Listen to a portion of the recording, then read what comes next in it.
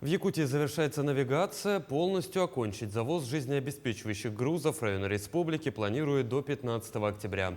В навигацию текущего года плановый объем завоза грузов для жизнеобеспечения и производственных нужд хозяйствующих субъектов составляет более 1 миллиона 273 тысяч тонн. На сегодняшний день отгружено уже 1 миллион 271 тысяча тонн. Это более 99% от плана.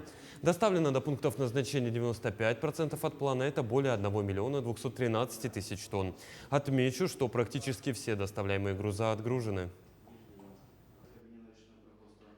На особом контроле находится нашим министерством завершение навигации на реках Яна и Анабар.